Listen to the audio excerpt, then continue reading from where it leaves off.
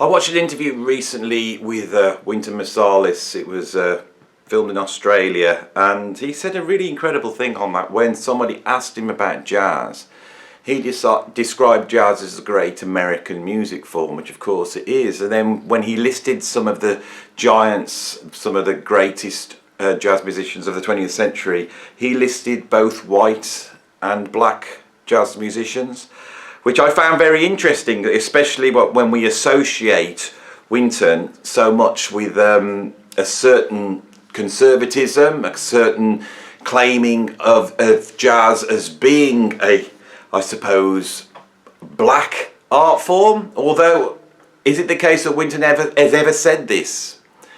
But I think there is a thing in jazz history where, through the modern lens of identity politics, we look back at that history and we try and blackwash it. Now, when I say this, it does not mean that I am unaware of the incredible, huge influence and input from Afro-Americans to this form of music, right? That goes without saying. And it also doesn't denigrate my respect for the greats of jazz, the Louis Armstrongs and the Duke Ellingtons and the Count Basies and the Charlie Parkers and the Dizzy Gillespies and the Miles Davises and the John Coltranes and the Albert Ahlers. It does not take that away at all. And if you think that I'm trying to diminish that with what I'm saying, you are not understanding what I'm saying, right? What I'm saying is that there is revisionism going on now, right now. When we look back at jazz, we are seeing it through a certain modern lens. We are seeing it through the lens of identity politics, and we are seeing things there that weren't there at the time, okay? That's what I'm saying. And then there are certain thought processes, certain concepts, ideas that come out of that. One of these ideas, it could be put very simply, it could be this, that jazz is a music form, as a music form, is part of the heritage of black people. Now, this is very much like saying that classical music is part of the heritage of white people. Now, why do I find this upsetting? Because, to me, what's happening here, we are now tying quality, which tying what we deem as being great attributes, not to people's abilities or humanity's ingeniousness. We're tying it to race. We are taking a certain thing that we think is beautiful and wonderful, and we're linking it to a race, right? Now, Afro-Americans have been hard done by in a way we cannot comprehend, right? We cannot comprehend. And we really can't comprehend what Afro-Americans went through at the time that jazz was formed, right?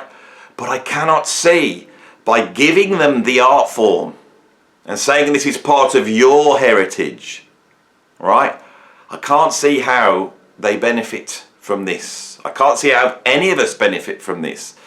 This video is being promoted by a comment that was put on one of my videos where someone said, they said, really disagreed with my concept, and it wasn't my concept. I'm sticking up for a friend of mine called Ben McInnes, who is possibly more knowledgeable in the history of jazz than me. I'm sure he is, and he makes the argument that early jazz came out of a whole melting pot, of which Afro-Americans played a huge part, but they didn't play the only part, and there were essential inputs from Creole people, from Jewish people, from Native American people, and from white people. Now, I'm not saying any of these were as great as the input from Afro-American people, but this form is wonderful, not because it was created by Afro-Americans, but because it was created by Americans. A melting pot, right? Now, people out there will shout that, you know, their Creole ancestors were black, and I'm sure in today's lens of identity politics, we would see them as black, and we would see them being prejudiced against because of their blackness. But at the time, Creole people did not see themselves as black. They saw themselves as Creole. And actually, when you go back to that time, people didn't necessarily see themselves as black. I think the racial divides were much more complex.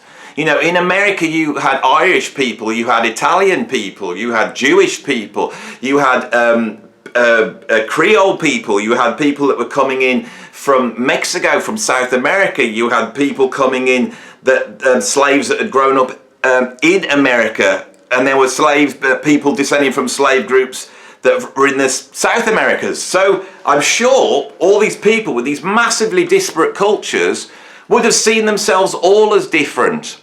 So what I'm arguing for here is really to be able to look at jazz history and try and work out what was actually going on, right? Now, this guy that put this comment up, he said at one point that he was going to fight me on this. And I felt that that was very telling, because people who hold these views are not open at all to hear a counter-argument against it. They will state the claim that they are objectively right and you're objectively wrong, and they're going to fight you, right? Now, if this guy was put an argument towards me that I couldn't argue with, I promise you I would change my opinion, okay? But I have arrived at this from starting off as feeling that, you know, jazz was a black music form, right? And I have said this for years, and then talking to people more knowledgeable than me, I have changed my opinion on this, all right? And I've changed my opinion because what people have pointed out chimes in exactly with what I actually know, okay? So this guy said that the people in Congo Square were playing jazz. They weren't playing jazz. We don't know what they were playing back then, but I'm pretty sure it wasn't jazz. Jazz still had to develop. After the end of the American Civil War, I'm pretty sure there was no jazz at that point. Jazz came out of a whole bunch of different things coming together, right? It came out of marching music. Early jazz, New Orleans jazz, is a marching music. The basic structure that you're looking at with the trumpet, you know, the clarinet and the trombone, and then this marching instrument, snare drum, bass drum, that is marching instrumentation, right? Now, I find it ugly to say, well, that's white, right? Because there's been a history of people in armies and marching of all sorts of different things, right? But as much as I'm not going to claim it as being white because I find that very ugly, I can't see that you can claim that structure as being Afro-American and definitely not black. The instruments they're playing come from the European classical tradition, without a doubt. The techniques that they're using come from the European classical tradition.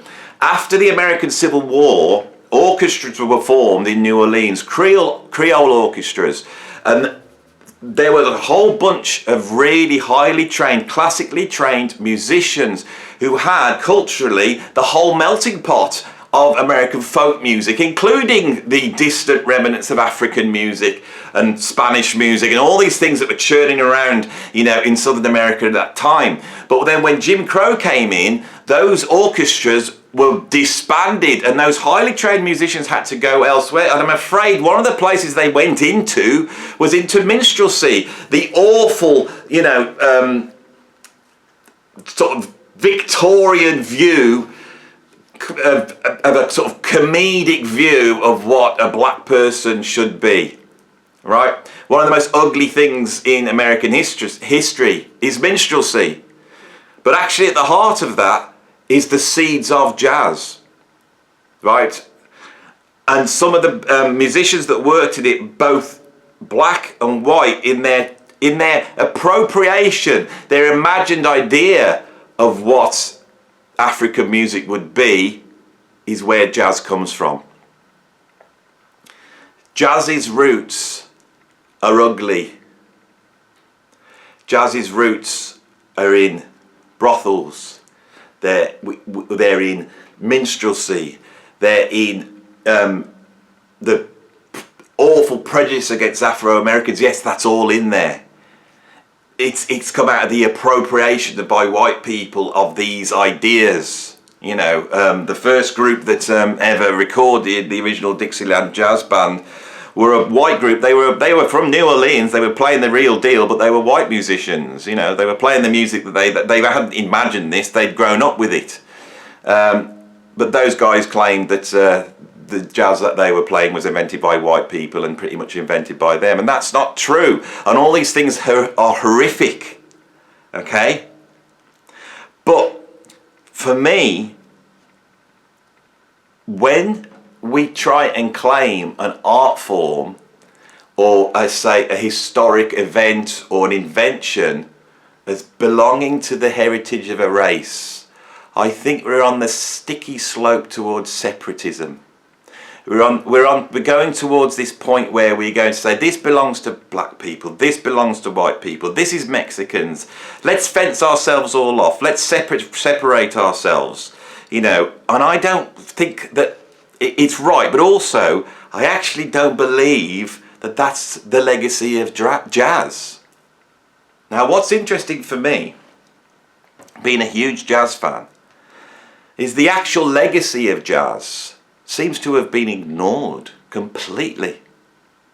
All right, it seems to have been ignored, and it's ignored in a number of areas. Right, in the 1920s, there's suddenly this supersonic art form that has been created.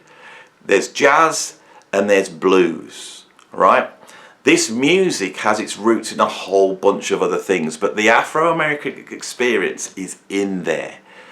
And the Afro-American experience at that time is people who want to be able to grab an equal share of the pie. Right? They're not against America, right?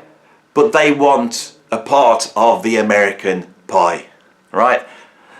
This is personified probably best by James Brown in that song, you know, open up the door and I'll get it myself. They're asking to be a part of it. They're not criticising, you know, Western liberal democracy, but they're saying if you are a Western liberal democratic person, then you should be allowing us a seat at the table. And I feel that that is actually wound into jazz, and it's wound into blues, but in a completely different way. The incredible innovation of jazz is within the musical structure of it. The incredible innovation of blues is in the subject matter.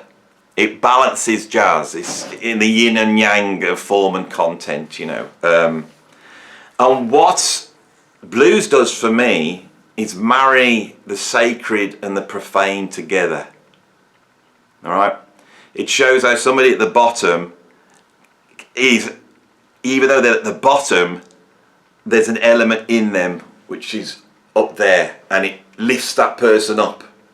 Right? That's always been what the blues is about. The blues seems to be celebratory to me. Right? But it's also an expression. And it is an expression of the Afro-American experience. That is in there. Right? So you've got to understand is that I don't not think, is that right? I don't think that the Afro-American experience isn't wound into the DNA of jazz and blues. What I'm saying is, we go down a path of then claiming all of it, every single bit of it as being black, right, is a dangerous path to go on. Now, going back to the 1920s, we have jazz and blues. They turn into a whole bunch of musical styles. We see this sort of Delta blues emerging, you know, of the Charlie Pattons and the Blind Lemon Jeffersons, and then later on, you know, the Big Bill Broonsies and Robert Johnsons, and then we see jazz moving into the swing era and becoming extremely popular. In the 40s, we start to get rhythm and blues. The rhythm is the rhythm of the big band, the blues is the blues, right?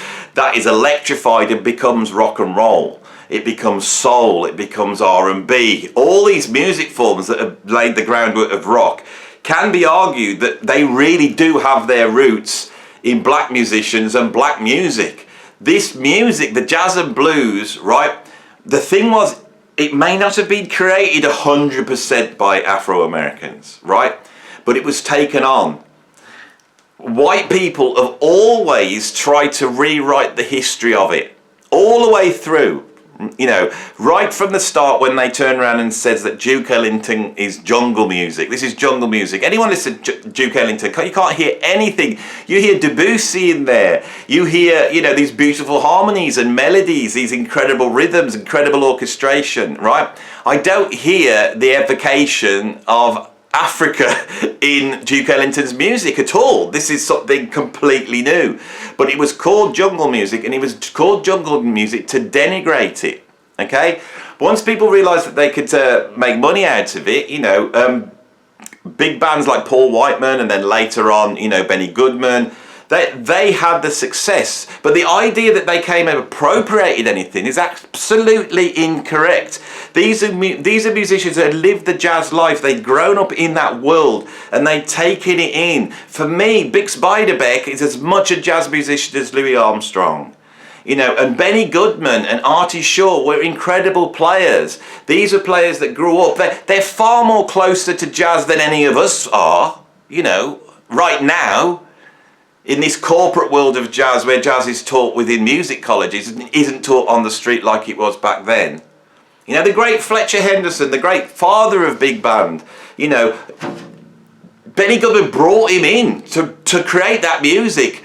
You know, this isn't about appropriation. This is not about appropriation, right? I find it bizarre. I don't know what people are arguing for. That they want to go back and tell Benny Goodman to leave Fletcher Henderson alone. Don't give him the work. Don't bring him in. Don't let him to do this. Is absolutely bonkers. Cultural appropriation. If we start to apply the modern rules of cultural appropriation to jazz, right, the whole of jazz is wrong. All right? I have another word for cultural appropriation. I call it peace.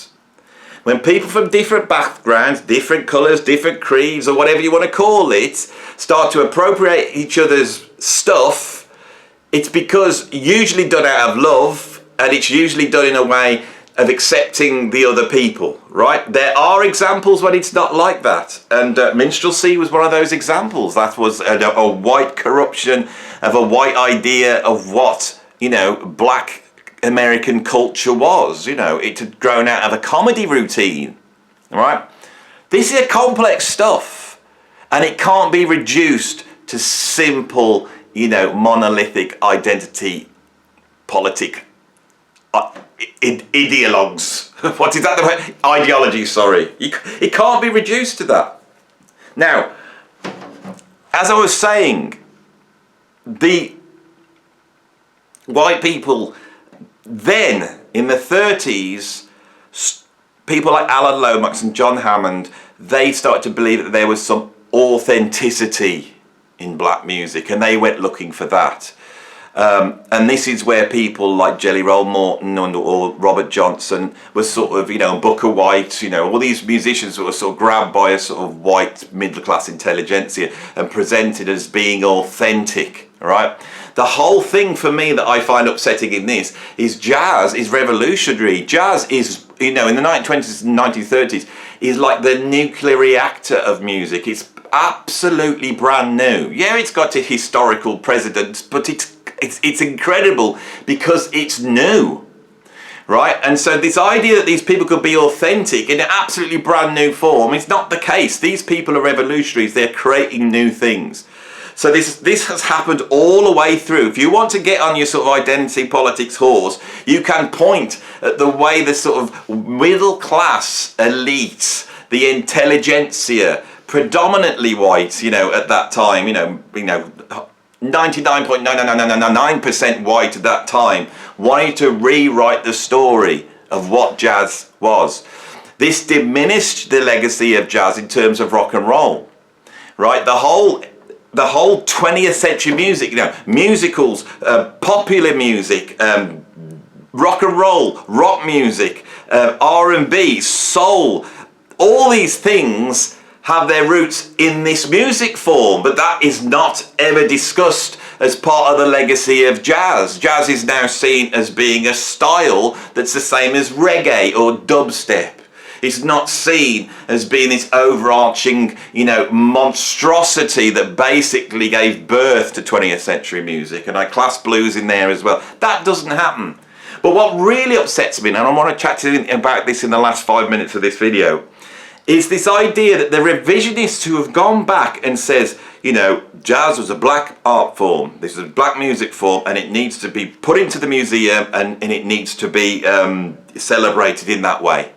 Now let's go back to Duke Ellington, let's go back to Charlie Parker, and let's go back to, you know, Louis Armstrong, and then let's go back to Archie Shepp, and then, well, maybe not Archie Shepp. Let's go back to Coltrane. Well, let Coltrane in, but you know, the albums where he was dropping acid and just screeching all over the place, I'm not too sure about those.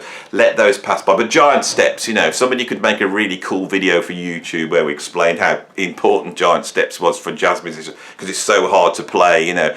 We'll have lots of cool people saying how cool John Coltrane was, but ignore those psychedelic albums he did later on. And musicians like, you know, Albert Ayler, I mean, let's just not ever mention him at all. Because later on, some players came out and they actually could properly play, and they could play the changes, because, you know, we want to try and show how clever, you know, jazz musicians are, especially the black ones. We want to show how clever they are by showing that they can jump through all these chord hooks. I mean, look at Charlie Parker, he was incredible, wasn't he? He really was. But Albert Ayler, I'm not too sure about him. I mean, really, I don't know. I think we should pass that by. It doesn't sit in the narrative. But what about jazz rock? Jazz rock came out in the 70s and sold millions of records. I think it was incredible, because it was like black musicians and white musicians working together, and it was like they were these multiracial bands, and they weren't playing like bebop licks. They had come out of free jazz, you know, the expression. Yeah, I know, and it's like they couldn't really properly play jazz, could they? They couldn't really properly play, those musicians. I mean, it was a lot of licks and a lot of screaming. That's the trouble with free jazz.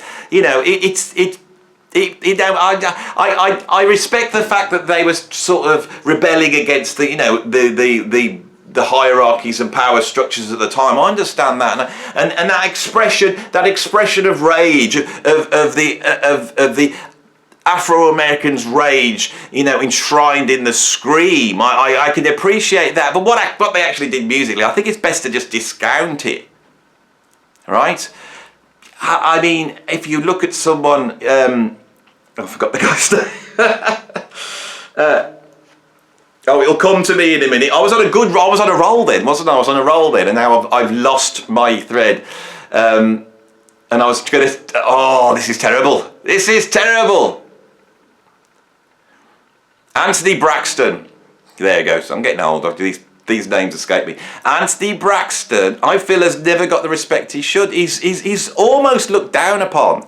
Why? Because he's an intellectual. Because his music does not possess soul. He's not interested in that. He's interested in something else. Is he interested in playing the chord changes? Not at all. Not at all. Right? And then we have all that European jazz. We're just not even going to consider that. You know, the Peter Brotzmans, the Han Benninks, all those people, the Derek Baileys, you know, all of these musicians, absolutely incredible. I feel like their legacy has been completely erased from the history of jazz. And people don't understand the importance of free jazz, because it democratized jazz. It allowed musicians to come in that didn't have to sit there woodshedding, you know, playing Stella by Starlight in all 12 keys, right? It is actually not a good thing, right? It had its utility at a certain point in time for jazz, but then jazz moved on. Now, once you set that precedent up, there are whole areas of jazz which will not get counted as jazz. And this was if you want to know fundamentally what the Achilles heel was in my critique of modern jazz, was I wasn't really critiquing modern jazz. I was critiquing the modern view of what jazz is by the establishment, right? When I interviewed Matthew Tavares, who had filmed a huge jazz group, very successful jazz group called Bad Bad Not Good, he said his band was criticised because they felt that they couldn't play. They were not virtuosos, they were doing something else.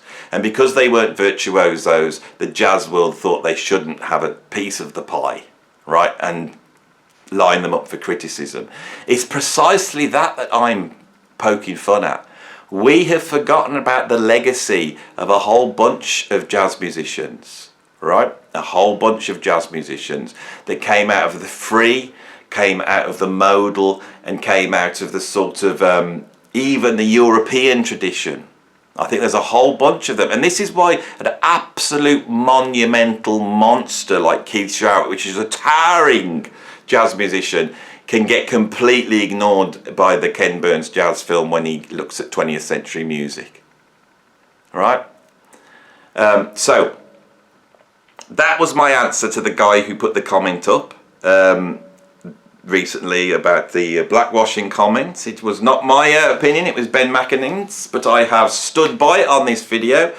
I hope you enjoyed this video. I'm sure it's going to upset some people, and you know something, well, let's have the discussion. And as I said, if I'm wrong, I will change my opinion, right? We should still live in a society, and I hope we still do, where I can have the opinions I can, right, that I don't get shot down and called a racist straight away.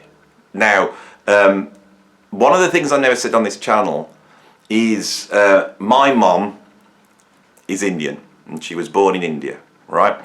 I've seen racism. I've never had any racism because I'm a white person, although I'm not completely white, and I don't care whether I'm white or not. Right, I have members of my family that are half Indian. I have members of my family that are completely Indian. Some of my family get racism on a daily, some of them don't. I was chatting to one family member who is not half Indian, they're slightly more than half Indian, and they'd been accosted by another Indian person, I think it might have been a Pakistani person, and told that they weren't Indian enough, right? So yes, I'm aware of this. My ideas aren't just rooted in some middle-aged white bloke that doesn't know anything about it. I've never experienced racism at all, but I can't help but see from my own family situation that what we look like, because that's basically what it is, what we look like should not dictate all these parameters. We should not judge anybody, we shouldn't judge what sort of music they like or what sort of books they like or whether they're going to be good at this or bad at this based upon what they look like in any shape or form, right? I don't like it. And that's where this is coming from, not because I'm a closet racist. So I've just proved I'm not a racist right at the end of the video. Anyway, if you like the video, like it. If you want to see some more, subscribe and all that sort of stuff. You can support me at Patreon, and the link's there below. And if you don't want to join Patreon and you just want to chuck me a few pennies, I've got a PayPal tip jar down below. So thanks for watching this video. I'll see you on the next one.